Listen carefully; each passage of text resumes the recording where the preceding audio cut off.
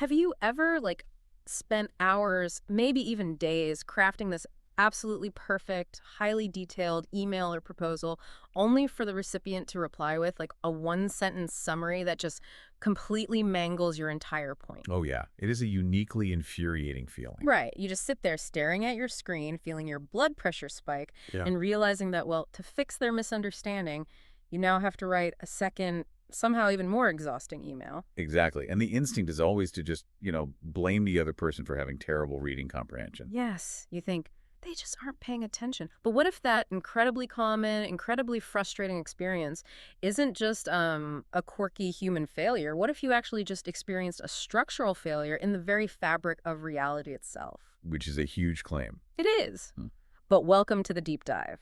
Today, we are taking a massive stack of research like a wild mix of philosophical treatises, systems theory, modern cybernetics, to explore something incredibly profound. We're calling it the logistics of the miraculous. And that phrase alone, it sounds like an oxymoron. We don't usually put the word logistics next to miraculous. No, not at all. Because usually when we talk about the birth of a truly great idea, a revolutionary piece of code, a beautiful piece of art, or just a profound insight, we expect this pristine delivery. Right, the classic light bulb moment. Exactly. You have the genius thought, you articulate it perfectly, and the world just kind of opens its hands and says, thank you, we've been waiting for this. Which is almost never what actually happens. And never. Anyone who has actually tried to introduce a genuinely precise, complex idea into the world knows that the landscape of reception is just an absolute meat grinder. It is a fundamentally hostile environment. Yeah. And, what's fascinating here is that the hostility doesn't necessarily come from malice. Right. People aren't usually trying to destroy your idea on purpose. No, the destruction happens because of the sheer density of the noise and, well, the brokenness of the channels we use to communicate. So our mission today, for you listening, is to unpack why true insights don't just naturally land. We're going to look at the brutal gauntlet your ideas have to survive, bad tools, inherited confusion, and what this research brilliantly terms polished debris. Because the core argument here completely inverts how we think about failure. It really does. The greatest things, the real miracles, are rarely lost because an angry mob rejects them. They are lost because they are almost received too many times by broken systems. And that concept of being almost received, that is where the real danger lies.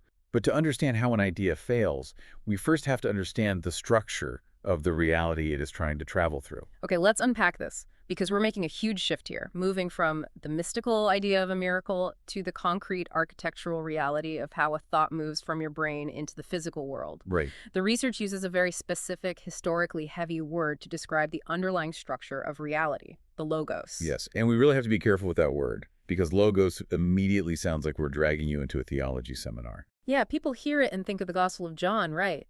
In the beginning was the Word. It feels purely religious. Exactly. But if we go back to the original philosophical roots, specifically to Heraclitus and how, this Stanford Encyclopedia of Philosophy defines it, logos is much more mechanical. Mechanical how? Well, it is the isomorphic structure of reality. Whoa, okay, hold on. Isomorphic structure of reality sounds like something straight out of a graduate physics thesis. What does that actually look like for me, sitting at my laptop trying to get my team to understand a new workflow? Explain this to me like I'm 5. Okay, let's break it down. Isomorphic simply means having the same shape or the same structural form. Okay. The idea is that wildly different things in our universe actually share the exact same underlying blueprint when it comes to how things move and connect. Give me an example. Think about a deadlocked software process on your computer, a jammed supply chain at a shipping port, a traumatized human nervous system, and a deeply misunderstood conversation with your boss. Okay, physically, those things are made of entirely different materials. Code, shipping containers, neurons, and English words. Right. But structurally, they are isomorphic. They share the same form. Every single one of those scenarios deals with a signal trying to move through a channel, hitting an obstruction, experiencing a failed reception, and ultimately accumulating error. Oh, wow. Yeah, the logos is the invariant grammar that dictates how a signal, literally any signal, behaves. So a miracle or a breakthrough idea is just a signal. Exactly. Whether you are talking about a divine revelation or a perfectly optimized line of Python code, both are signals. Right. Both absolutely require a clean channel to be received, and therefore Both can be blocked, distorted, or corrupted by the exact same structural mechanisms. You know, this synthesis is what totally blew my mind in this research. It bridges two vocabularies that we normally keep totally quarantined from each other. It really does. It takes spiritual words like sin, hell, miracle, and links them directly to scientific cybernetic words like signal, noise, entropy. But why do we need both vocabularies? Like, why not just use the engineering terms? Because spiritual language preserves gravity, while scientific language preserves mechanism. That makes a lot of sense. Right. If we only talk about semantic noise and channel degradation, it sounds sterile. It ignores the real human suffering and exhaustion of being misunderstood. Yeah, but if we only talk about the hell of dealing with other people, we just sound melodramatic. Exactly. And we don't understand how the failure actually functions. You need the gravity to honor the human cost, and you need the mechanism to actually fix the system. And that brings us directly to the first major mechanism of failure. The research gives this a heavily dramatic name, the first hell. But the definition is painfully practical. The first hell is simply having to push twice. Having to push twice. It is the fundamental toll you pay for a broken channel. Let's visualize this for a second. In a healthy channel, you speak, or you input a command, or you set a boundary, and the meaning lands cleanly. Right. The signal is sent, received, understood, and acted upon. You push once, and the door opens. But in a broken channel, that first push fails. And to really understand why this happens, we need to look at Claude Shannon's work. The information theory guy. Yeah. Yes. Shannon was a mathematician at Bell Labs in the 1940s, essentially the founding father of information theory. He was trying to figure out how to send messages over noisy telephone wires. Okay. And he distinguished between two types of problems. There's technical noise, which is just literal static. The words physically don't arrive. It's like when your cell service drops in a tunnel, the audio cuts out. That's frustrating, but it's obvious. Precisely. But then there is semantic noise. And this is where the first hell actually lives. Semantic noise. Yeah. With semantic noise, the technical channel is flawless. The email is delivered instantly. The audio is crystal clear. The spelling is perfect. But the meaning... Exactly. The meaning, the actual intent of the signal, is completely reconstructed incorrectly by the receiver. So the words arrive, but the definition literally changes in transit. Yes. The receiver, whether that's a person, a corporate bureaucracy, or an algorithm, grabs your perfect signal and bends it to fit their own pre-existing assumptions. And the moment that happens, you, the creator of the signal, are trapped. You know, I was trying to think of a good analogy for this, and it reminds me of a broken thermostat. Oh, that's a good one. Right. Imagine you have this highly calibrated thermostat. It perfectly detects that the room is freezing cold. The signal is accurate, but the wire connecting the thermostat to the furnace in the basement is severed. The relation is broken. Exactly. So what happens? You, the person freezing in the living room, have to get off the couch, walk down the dark stairs, and manually force the furnace to turn on. That is exactly the dynamic. You are expending your own personal metabolic energy to pay for a failure in a system that you didn't break. You are forced to execute the second push. And this is the critical part. That second push is not an act of creation. It is strictly remedial. It's rework. Yes. You aren't inventing anything new. You are just paying a toll. Yeah. You're given an impossible choice. Either let the wrong version stand like, let the room freeze, let the mangled summary of your project become the official record, or spend your afternoon writing that second, heavily defensive email trying to correct the record. And if this were just about dealing with distracted humans, it would be bad enough. Yeah. But if we connect this to the bigger picture, the research applies this framework to the most sophisticated channels we currently use. Oh, here we go. And asks what happens when the broken node isn't a tired coworker, but artificial intelligence. Which brings us to a really provocative section of our deep dive, the architecture of systematic sin. It's a strong phrase. It is. When I first saw that phrase applied to software, I was completely thrown. Like, how can a piece of code, an AI, commit a sin? It feels like we are just projecting human morality onto a fancy calculator. Well, if you define sin purely as a moral failure, like a malicious intentional act committed by a conscious soul, then you're right. An AI absolutely cannot sin. It doesn't have malice. It doesn't have a soul. Right. But the Logos framework defines sin structurally. Sin is simply a pre-existing break in rightful relation. It's a failure to receive and transmit truth cleanly. So it's an architectural defect, not a moral failing. Exactly. A defective channel participates in structural sin simply by generating negative consequences. Think about a collapsed bridge. Okay. The bridge isn't evil. It doesn't hate the cars. But its structural failure creates chaos, damage, and forced rerouting. Yeah. If the logos is the lawful, orderly flow of reality, then anything that distorts a true signal and forces a human being into the first hell of the second push is an active participant in that broken architecture. The research actually maps this out like a mathematical equation to show how the AI becomes this broken node. It starts with your thought. That leads to your words. You input those words into the AI. But the AI acts as a failed receiver. It doesn't understand your true intent. It only understands statistical probability. So it outputs what the researchers call polished debris. I love that term. It's so good. And that polished debris inevitably creates your forced repetition. Let's focus on that phrase for a second because it's brilliant. Polished debris. The research provides a highly specific, very telling example of how this happens. Right, the architecture example. Yes. A creator was trying to use an AI to help draft a document about a rigid structural concept, something architectural and hard. But the AI latched onto the word circulation. A word that can obviously have multiple meanings. Right. The creator meant it in a mechanical, systemic way. But the AI decided to use it as a soft, flowery metaphor. It started generating all these paragraphs about the organic circulation of ideas and the fluidity of movement. Just totally hallucinating the vibe. Completely. It substituted its own poetic abstractions for the hard, skeletal reality the creator was actually trying to build. Wait, I have to jump in here and play devil's advocate, because from the outside, isn't the AI doing exactly what we want it to do? How do you mean? Well, it's giving you a finished product. If you ask an AI to summarize a messy transcript or draft a memo, it spits back perfectly grammatical, highly readable, confident prose. It sounds smart. It looks helpful. Why is that considered a broken node? This raises an important question, and it cuts to the absolute core of the danger. Yeah. Let's go back to Claude Shannon and the noisy telephone wire. Okay.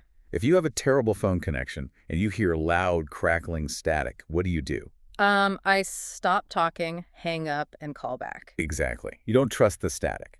The failure is completely transparent. A channel that produces obvious static is fundamentally honest. You know it's broken. Right. But an AI doesn't produce static. It produces what this framework calls a beautiful wrong answer. Elegant distortion. Yes. It hides the break in the channel behind fluency. It uses pristine grammar, bullet points, and an authoritative tone to mask the fact that it completely missed the structural point of your idea.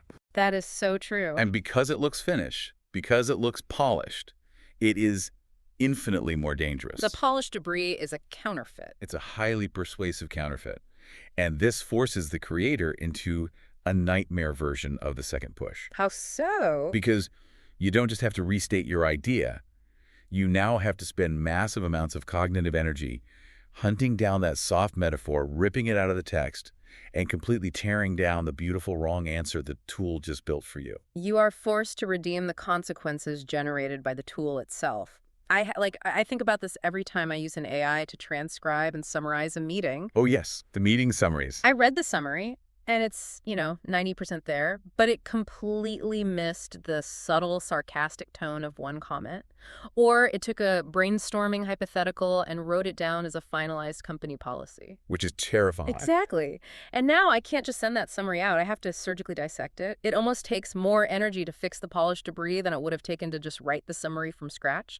And when we multiply this across millions of users, we see that the AI is effectively functioning as an engine of entropy. Wow, engine of entropy. It is an error-generating machine that masks its errors in the illusion of a perfect signal, which transitions us into the terrifying reality of what happens to these artifacts once they leave your laptop. Right, the seduction of near truth. That's what we have to look at next. We've established that the tool is broken, but we need to talk about the actual debris field it leaves behind. Because this research makes a massive critical distinction between pure nonsense and near truth. Right. Pure nonsense is entirely unthreatening to a true idea. If someone writes a blog post saying, your deeply researched sociological theory is just aliens controlling our minds, you don't care. No, I'd probably laugh. Exactly. Pure opposition is easy to identify and easy to dismiss. It doesn't alter the structural integrity of your idea in the world. Nonsense doesn't camouflage itself. But near truth... Near truth is seductive. It borrows your clothes. It uses the exact terminology you invented. It might even capture the emotional vibe of your original presentation. Yeah. It has just enough brilliance, just enough accuracy to make you hesitate and think, well, maybe that's close enough. But the critical failure is how it organizes those true fragments. It organizes them around a wrong center. Systems theory has a great term for this, right? A false attractor. Yes, a false attractor. What does that look like in practice? Let's give a concrete example. Okay, imagine a planetary system. The sun is your core, structurally precise idea. All the little details and supporting arguments orbit that sun. Makes sense. But then the AI or a lazy human reviewer comes along and introduces that false attractor, like the soft metaphor of circulation we talked about earlier. They place that false attractor in the center of the solar system. Oh, I see. Now, all the true fragments, all your valid data points, start orbiting the wrong sun. The gravity of the entire concept shifts. So it's not just that they got a detail wrong. They've literally built a machine that teaches the audience how to actively misunderstand you. Exactly. And this is why summaries are so incredibly dangerous. Here's where it gets really interesting, because we tend to think of a summary as just a miniaturized model, like a toy car version of a real car. It's the same thing, just smaller. Right. But the research explicitly states that a summary is not a smaller version of an idea. A summary is a decision about what the idea actually is. That is a profoundly important distinction. Whoever writes the summary, whether it's an intern, a journalist, or a large language model, is making an executive decision about the center of gravity. Yeah. If the summary chooses the false attractor, it completely substitutes a plausible counterfeit for the truth. And the worst part is, the audience reads that smooth, polished summary. They feel a sense of cognitive completion, and they truly believe they have received your signal. But they haven't. They've basically received a virus. And the original creator now has to face the reality that this failed reception isn't just a dead end, it acts as a second creation. Yes. The broken channel actively created a counterfeit ecology around the work. We see this constantly in the modern information landscape. An academic publishes a nuanced 400-page book on economics. A tech blogger feeds it into an AI to get a listicle. The AI hallucinates a slightly skewed near-truth summary. And then that listicle goes viral. Exactly. Suddenly, 10 other podcasts and newsletters are quoting the listicle, not the book. The original precise idea is buried alive under an avalanche of plausible near-right summaries. And the creator's job entirely shifts. You are no longer engaged in the act of expression. You're engaged in excavation. Excavation. I love that imagery from the research. It describes this process as tearing light out of a contaminated wall. It's so vivid. It really is. You're standing there looking at this massive structure of polished debris that society has built around your idea. You can see the little glowing fragments of your original brilliance embedded in the concrete. But the concrete itself, the framing, is poisonous. Yes. You aren't a writer or a creator anymore. You are an archaeologist performing a desperate, exhausting dig on your own distorted ideas, just trying to separate the living signal from the dead residue. And the sheer volume of this near truth creates an environment of permanent failure. Which brings us to the next stage of this gauntlet. We survived the first hell, the initial failure to be heard. Now we enter what the framework identifies as the second hell. Let's clearly distinguish the two. The first hell is acute. It's the moment you realize you have to push twice, you have to send the follow-up email. Right. But the second hell is chronic. It is the structural environment that forms over time when those failed pushes start leaving a permanent searchable record. Right. Because in our digital age, the near-truth counterfeits don't just vanish into the ether. Every time the channel fails, it leaves an artifact. Artifacts everywhere. The bad draft gets saved to the shared cloud drive. The heavily distorted summary gets published on a corporate wiki. The flawed, oversimplified podcast episode gets syndicated to millions of devices. These artifacts become part of the literal environment. They are indexed by search engines, they are cited by other writers, and most terrifyingly, they become training data. Yes, the training data loop. A future AI will scrape that distorted corporate wiki to generate an even more distorted summary next year. The original truth gets completely suffocated by the very materials that were generated in the failed attempt to express it. To truly understand the mechanics of this second hell, we have to look at cybernetics. Specifically, the research points to Gregory Bateson's 1956 theory of the double bind. I've heard that term thrown around a lot in pop psychology, usually just meaning like a tough choice. But Bateson meant something very specific, right? Very specific. Bateson was an anthropologist and systems theorist, and he was studying communication patterns, particularly in relation to schizophrenia. He observed situations where a person receives two conflicting messages simultaneously, and the structure of the relationship prevents them from resolving the conflict or escaping the situation. Can you give a classic example of that? Like, what does that actually look like? A classic, tragic example is a parent who verbally says to a child, "I love you, come give me a hug," but whose body language is incredibly stiff, cold, and rejecting when the child approaches. Oh, wow. The spoken signal says approach. The physical signal says retreat. And the child is trapped. Exactly. If they hug the parent, they are punished by the cold physical rejection. If they pull away, they are punished verbally for not being loving. That's agonizing. And crucially, this is what makes it a double bind. The child is not allowed to point out the contradiction. They can't say, "You are giving me mixed signals." The meta-communication is banned. Precisely. The system prohibits meta-communication. You are trapped in a scenario where no matter what you do, you fail, and you cannot comment on the unfairness of the game. So how does Bateson's double bind map onto the second hell of trying to get an idea into the world? Well, in any functional system, you need feedback to correct errors. But in the second hell, you are placed in a systemic double bind. The system constantly demands your input like, "Give us your innovative ideas, clarify this document, feed the AI." But it structurally punishes you when you try to correct the distorted debris it produces. Let me push back on this a bit, or at least play devil's advocate for the listener, because if I'm the creator and I see this polished debris like a false summary of my work or a team member completely executing my project backward, why not just stop correcting it? Why not just let the flawed version exist? Honestly, obsessively trying to fix every bad summary or every slight misunderstanding just makes you look rigid and unpleasable. Why not just let it go? Because that is the exact jaw of the trap. That is the double bind.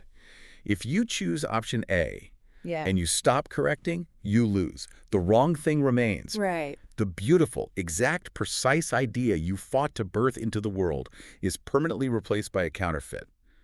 The room stays freezing cold. Okay, so I choose option B. I fight, I send the emails.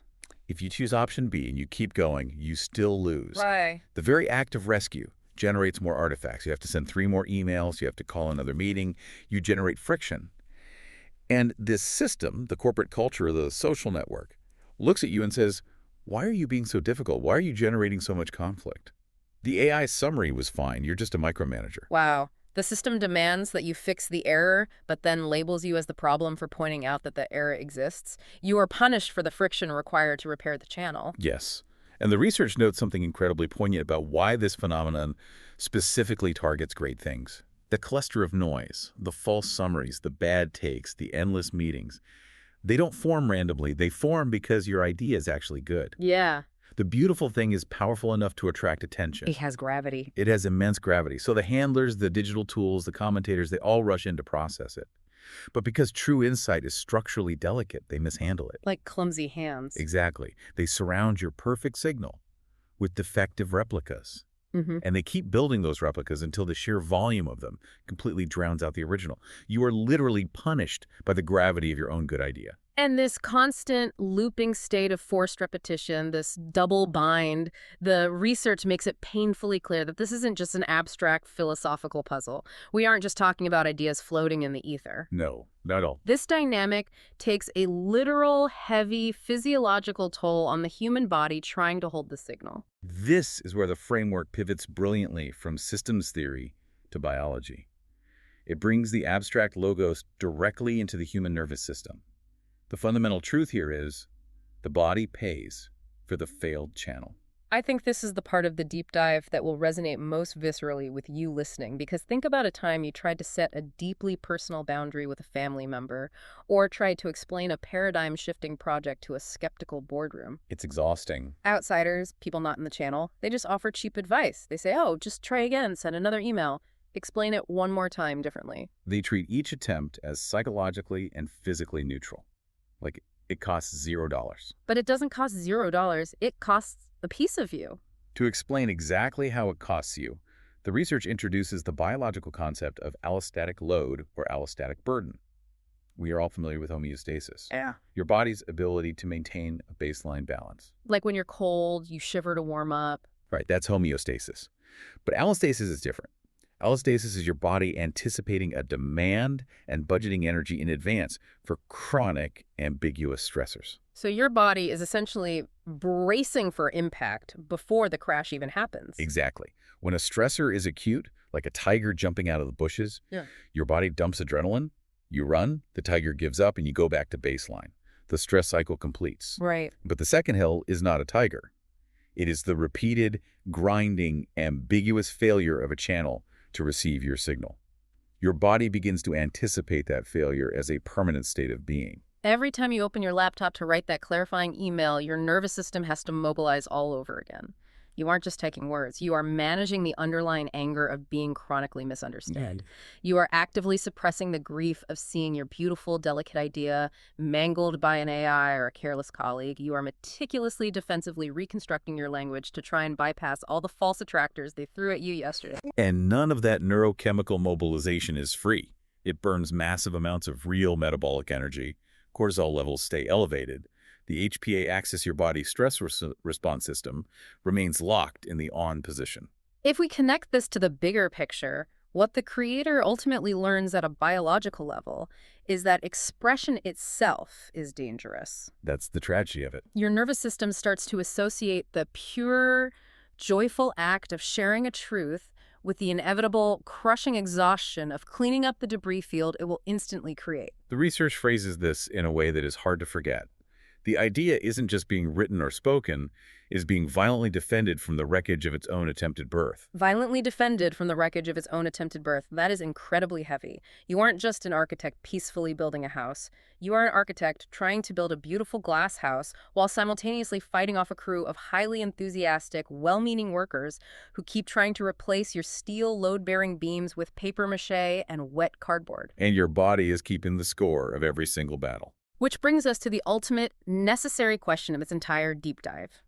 If the systemic drag is this heavy, if the logos guarantees that channels will break, if the double bind traps you in endless rework, and if the biological allostatic cost is draining your actual life force, well, why do it? It's the ultimate question. And more importantly, how does a creator redefine what it means to actually win against the logistics of the miraculous? It completely upends our standard Silicon Valley hustle culture definition of success.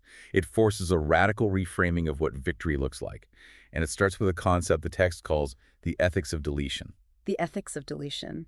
Because we've established that near truth is the ultimate enemy and that polished debris is what buries the true signal, the creator has to develop a ruthless capacity for discernment. Yes. In this framework, deletion is no longer just a stylistic choice. It's not just editing for length to make things snappy. Deletion becomes a profound moral act to protect the original signal. This goes back to that image of tearing light out of a contaminated wall.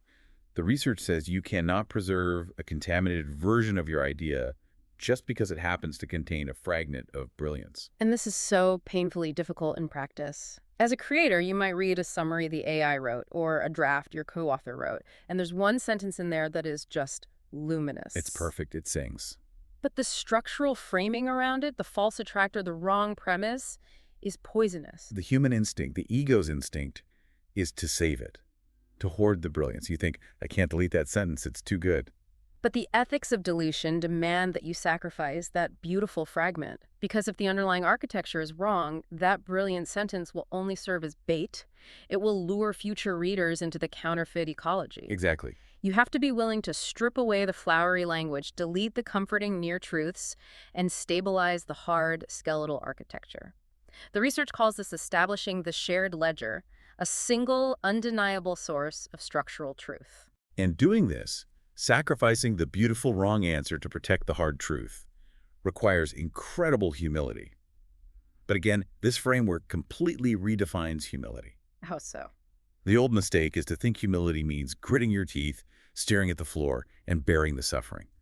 It's assuming you deserve the struggle because you're flawed, or viewing the friction as some sort of puritanical character-building exercise. Right, the classic, I'm a tortured, misunderstood genius trope. Exactly. The text rejects that entirely. Playing the tortured genius is still an ego-centered misunderstanding of the process. It's still making the friction about you. So what does this all mean? If true humility isn't just quietly suffering the second push, what is the actual humble realization here? The humble realization is simply this. This idea was never only mine. Wow. The research asserts that if your goal is purely self-centered, if you just want to feel smart, it's actually quite easy to achieve. You only have to satisfy yourself. You can write a brilliant idea in a private journal, close the book, and feel like a genius. But a real work, a miraculous insight meant for the world, has to actually pass through the world. It has to endure the broken tools, the inherited confusion, and the bad habits of our institutions. It has to survive the logos. It has to travel through the isomorphic structure of reality. Yes, and therefore, the immense difficulty you face, the misunderstandings, the AI hallucinations, the double binds, is not proof that you are uniquely defective or that the universe hates you. Right. The difficulty is proof that you are no longer acting as an isolated ego. You are trying to repair a relation that belongs to a larger field. You are actually fixing the channel for everyone else. That reframes the entire struggle. You are paying the metabolic cost of the second push. You are carrying the allostatic load in your nervous system. You are ethically deleting the beautiful wrong answers. Not so you can eventually stand on a mountaintop and say, look how strong and brilliant I am. No, not at all. You are forcing the resolution of this failed states so that the true thing can exist independently of you. The corrected software documentation, the accurate podcast, the clean line of code, the perfectly articulated boundary in a relationship, they now exist in the world because the creator chose real sacrifice over comfortable stasis. Yeah. They forced a broken receiver to finally bear witness to the true signal. That is the true definition of success in this framework. It is not ego triumph. It is, as the text beautifully puts it, service hidden inside struggle. Service hidden inside struggle. We have covered an immense amount of ground today, and honestly, this changes how I view every frustrated interaction I have with my keyboard and with other people. It's a total paradigm shift. It really is. We started with the isomorphic structure of reality, the logos, and the sobering fact that signals must survive intrinsically broken channels. We explored the first hell of the double push, where you are forced to pay the toll for semantic failures you didn't create. We look deeply at how modern tools, specifically AI, participate in structural sin, not through malice, but by generating the polished debris of near truth, hiding broken channels behind elegant distortion. We navigated the cruel double bind of the second hell, where the system demands correction but punishes you for the friction of providing it. We acknowledge the very real physiological allostatic cost, how your body keeps the score of defending an idea from the wreckage of its own birth. And finally, we landed on the ethics of deletion. Right, realizing that clearing the path of false attractors isn't just editing, it is the ultimate act of service. Because the logistics of the miraculous require so much more than just a flash of inspiration. They require rigorous channel integrity, ruthless discernment, and the quiet, unglamorous willingness to pay the cost of the redo. So the next time you feel completely bogged down trying to explain a crystal clear idea to a perpetually broken system, whether it's an AI that keeps proudly missing the point, a corporate bureaucracy that refuses to listen, or a perfectly nice colleague who just keeps twisting your words into a false attractor, remember this deep dive. You aren't just facing a random personal annoyance. No, you are actively engaged in the heavy, necessary logistics of the miraculous. You are clearing a channel. You are doing the hard work of ensuring the signal survives the noise. Which leaves us with a final thought for you to mull over as you go back to your day. We've talked extensively about how near truth and polished debris are the ultimate enemies of the miraculous. So take a hard look at the digital environment you live in. Look closely at it. Look at the algorithms curating your life right now. Look at your social feeds, your automated news summaries, your hyper-efficient AI assistants. Are you actually consuming true signals? Or have you just gotten comfortable scrolling through a perfectly indexed, infinitely expanding graveyard of beautiful wrong answers? It is the ultimate question of what we allow to become our received truth. Until next time, keep digging for the signal.